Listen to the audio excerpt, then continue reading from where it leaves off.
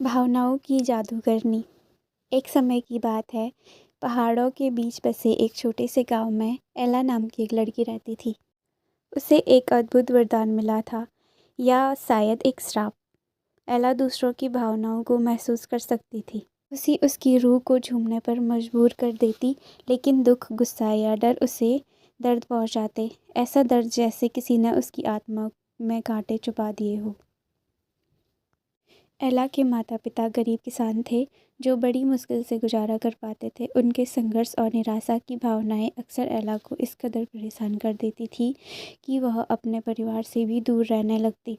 गांव वाले उसकी अजीब शक्ति से डरते थे। वे पीठ पीछे बातें करते और उसे श्रापित लड़की कहते थे। बच्चे उसका मजाक उड़ाते और उससे दूर रहते। एला अकेले रहती, अपने दिन जंगल में बिताती, जहाँ जानवरों की भावनाएं सीधी और सरल थी। लेकिन एला का एक सपना था। वह अपनी गरीबी से बाहर निकलना चाहती थी। वह चाहती थी कि उसके माता पिता आराम से जिए और उनका जीवन खुशहाल हो। एक दिन जब एला जंगल में थी, उसने एक चमकदार पत्रिका देखी। उसके पन्नों पर सुंदर कपड़े पहने हुए और आत्मविश्वास से भरी महिलाएं मुस्कुरा रही थी। एला को समझ में आया कि वह एक ऐसी दुनिया है जहां अपनी जगह बनाई जा सकती है। अगर वह मॉडल बन जाए तो वह अपने परिवार को गरीबी से बाहर निकाल सकती है। लेकिन उसकी राह आसान नहीं थी। एला को पता था कि उसके पास पैसे, सुंदर कपड़े, बड़े शहरों में जाने का साधन नहीं है। फिर भी उसने हिम्मत नहीं हारी। उसने गांव की सबसे पुरानी सिलाई मशीन से कपड़े बदलने और खुद को तैयार करने का अभ्यास शुरू किया।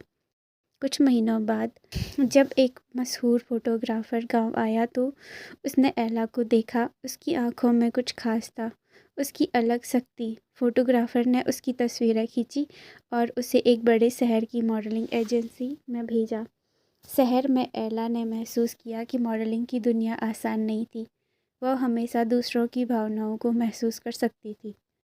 जलन, प्रतियोगिता और आलोचना, लेकिन अपने दर्द को सहन करना और अपनी ताकत बनाना सीख लिया। उसने अपनी संवेदनशीलता का इस्तेमाल दूसरों के साथ जुड़ने के लिए किया। लोग उसकी सच्चाई और उसकी आंखों में झलकते भावों से प्रभावित हो गए। धीरे धीरे एला का एक सफल मॉडल बन गई। उसकी तस्वीरें दुनिया भर में छपने लगी। उसने अपनी कमाई से अपने माता पिता के लिए एक बड़ा सा घर बनवाया और गांव वालों की मदद भी की। अब जो लोग उसे श्रापित लड़की कहते थे, वही उसकी तारीफ करते नहीं थकते। लेकिन एला ने कभी किसी के प्रति गुस्सा या नफरत नहीं की। उसने अपनी शक्ति को न केवल अपने बल्कि दूसरों के जीवन